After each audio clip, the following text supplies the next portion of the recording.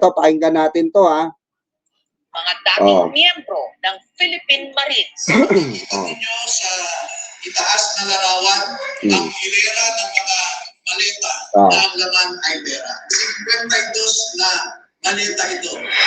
Bukod sa pagde-deliver ng pera, kasama rin daw sila sa mga di-umano nag-escort sa mga investigador ng ICC o ng International Criminal Court, kung saan din binibinig ngayon ang kaso laban kay dating Pangulong Rodrigo Duterte. Diba? Tulating ang mga ICC investigators sa Pilipinas December of 2023. Inutusan sila na magpapalit ng peso to dollars. Doon pa lang sablay na sila. Sablay na ton si Attorney Dipulpol Tablatalo. Okay? Bakit po? Inutusan daw itong mga tao na ito na magpapalit nung dumating dito ang mga ICC. Wrong tawag dito. Mali po ng nakuhang scriptwriter itong mga kumag na to. Dahil bakit po? Ito po ang sinabi niya, malinaw na malinaw, pinagpalit daw ng peso to dollar. Okay? Unang-una, nandito ka sa Pilipinas, sabi nga ni Senator Sonny Trillanes, pero mamaya sagutin to ni Senator Sonny Trillanes. Ito po ay malinaw, nakatarantaduan dahil peso po ang gagastusin, 'di ba? Ng mga ICC po rito, hindi po dolyares. Meron silang dalang peso, tapos gagawing dolyares para gastusin dito sa Pilipinas. 'Di ba? Doon pa lang halatado na po na may yung script nila ay maling-mali po, nagkandaletse-letse na agad. Doon pa lang sa speech nito ni Attorney Buang. Kawawa ka, attorney, at ang angkan mo at ang buong pamilya mo dahil nagkaroon sila ng attorney na klase mo, yung kagaya mo, no, na bobo caliber kung tawagin. 'Di ba? Bawat maleta ay may nilalaman na 56 million pesos. Kaya nakapagpalit sila ng equivalent to $2 million. Pero ang press conference, $2 million. Samot-samot mga reaksyon. Correct. Sa aming ng ICC confirmation of charges, at timing din yung 40th anniversary ng EDSA. Mukhang merong political color. Naglabas ng pahayag ang Philippine Navy. Based on official records, 4 were never members of the Philippine Navy or the Philippine Marine Corps. Majority of the individuals were discharged honorably from the service, while others were able to retire in good standing. Pinapanindigan po namin na dito sa 18, dalawa sa kanila ay connected sa Philippine Army noon. At this is ay former Marines, no? Nagsasabi nga ba sila ng totoo? Ang mas mabigat nating problema, yung crisis sa credibility ng ating mga institusyon. O ginugulo lang nila ang katotohanan. Ayan. Tanong ni Jessica Soya. Or ginugulo lang nila ang katotohanan o dapat ba silang pagkatiwalaan? No, ako para sa akin personal opinion ko po, no, bilang isang mamamayang Pilipino. Ito po ay para sa akin ay isang political drama. Dahil po nataon nga sa EDSA, anniversary ng EDSA, nataon po na nag-start yung proceeding ng ng kaso labang kay Digongio sa Dahig. Ito po ay patunay na naglabas sila or sinabay nila itong drama na ito upang matabunan po at wala pong manood at tumangkilik ng hearing na ginaganap ngayon sa ICC, no? Pero hindi po tanga kasi tayong mga tao eh.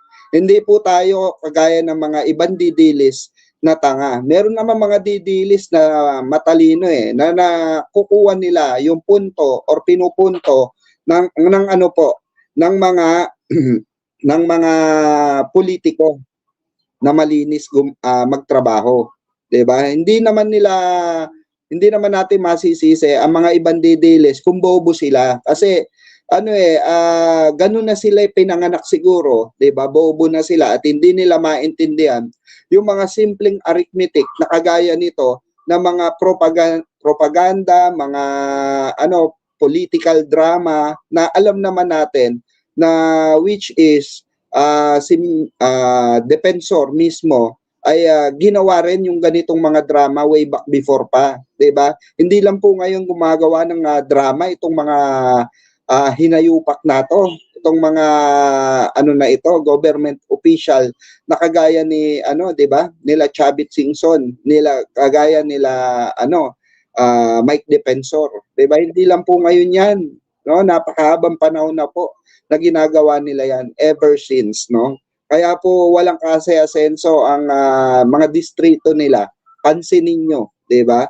Walang kalatoy-latoy ang kanilang distrito. Puro reklamo ang nakukuha natin, 'di ba? Merong Ingnan ulit natin. Nitong Huwebes, nakapanayam po si Attorney Baligon kasama ang 5 sa nagpakilalang ex-marine. Ayan Sina Belnard Tube, Rosebert Waupan, Johnny Buduan, Walter Manalansan, at Benny Bunontate. Paano kayo napasok kay Congressman Zaldico? Nag-start po ako ng work kay Kong Saldi. Hindi pa siya congressman. Din kausap siya ni Kong Romualdez na maging Pro 2022. 2022, nag-start na po yung security. Then, nagde-deliver na rin po kami ng mga basura na sinasabi nila sa mali-maletang pera. Isa sa mabigat na pahayag. Doon pa lang sablay na yung hindi pa raw congressman. Si Zaldico na daw siya. Tapos biglang talon siya ng 2022. 'Di ba?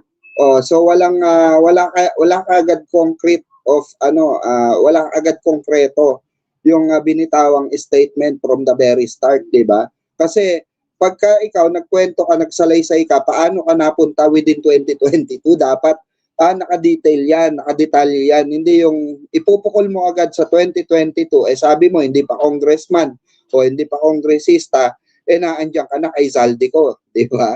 Doon pa lang sablay na mga kababayan, di ba? Ni Belnar sa kanilang affidavit. Paano natin pagkakatiwalaan ito? Na mag-deliver ng mali-mali pera kay Pangulong Bongbong Marcos Jr. Magkano yung dinala niyo? 3 maleta, ma'am. Na magkano ang laman? Hindi ko mas-specific yung kung magkano kasi medyo mabigat yung isang maleta, large po yun. Sa kanilang...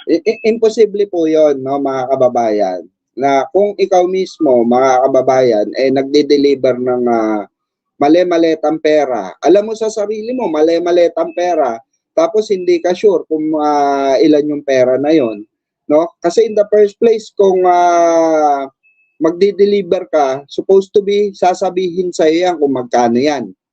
Tama po, mali. Wala po nag-uutos na more or less sasabihin sa iyo, i-deliver mo lang to.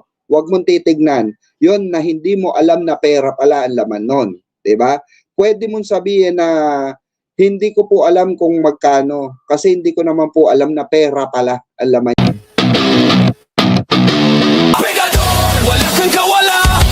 Pegador, kayo ay maganda. Pegador, galit sa masama. Pegador, ang sa inyo bebenga. Pegador, wala kang kawala. Pegador, kayo ay maganda. Pegador, galit sa masama.